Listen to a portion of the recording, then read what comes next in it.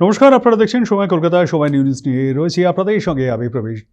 রাত পোয়ালি 26শে জানুয়ারি সাধারণতন্ত্র দিবসের প্রাক্কালে উত্তর চব্বিশ পরগনার বসিরহাট মহকুমার সীমান্ত অঞ্চলে বীর শহীদদের অমর গাথার স্মৃতিচারণ করা হয়। তার সঙ্গে বসিরহাটের প্রান্তিক মাঠে ভারতীয় সেনার তরফে ভেটারেন্স সৈনিক ডে উদযাপন করা হলো।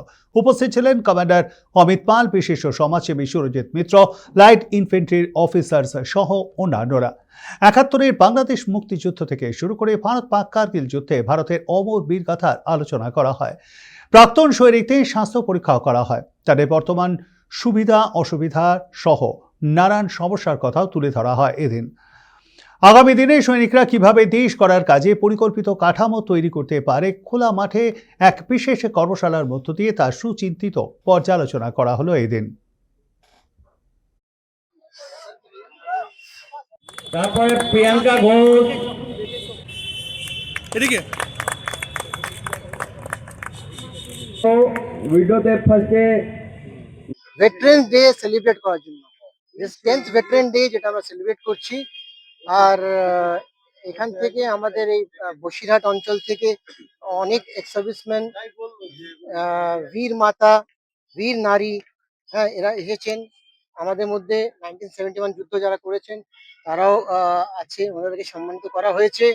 আর ওনাদের বিভিন্ন রকমের যে প্রবলেম আছে সেই প্রবলেমগুলো আমরা সলভ করার জন্য সব ইনফরমেশন আমরা নিয়েছি, আর ওগুলো চেষ্টা করবো আমরা কি করে সলভ করি। আমাদের মধ্যে যারা 71-এর সাথে যুদ্ধ করেছেন তারা নিশ্চয়ই আছেন, তারা গর্ববোধ করেন যে ভারতের জন্য ওরা যুদ্ধ করেছে, নিজেদের প্রাণ দিয়েছে, আর সেই গর্বটা বজায় রাখছে। আর আমাদের গর্ব হলো মেডেল, যেটা আমরা সব নিজেদের লেফট চেস্টে আমরা ওটা পরে থাকি। নতুন প্রজন্মকে তো উদ্বুদ্ধ করবে। দেশের যারা রক্ষা করে, দেশকে যারা রক্ষা করছে বর্ডারে দাঁড়িয়ে, যারা মিলিটারি বলুন, সিআরপিএফ বলুন, বিএসএফ বলুন, তাদেরই একটা অনুষ্ঠান হচ্ছে। এবং আমরা সবসময় যারা লেম্যান, যারা আমরা এই দেশের নাগরিক, তারা সবসময়ের জন্য স্যালুট জানাই তাদের, যারা বীর সৈনিক, যারা আমাদেরকে প্রোটেক্ট করে রেখেছে।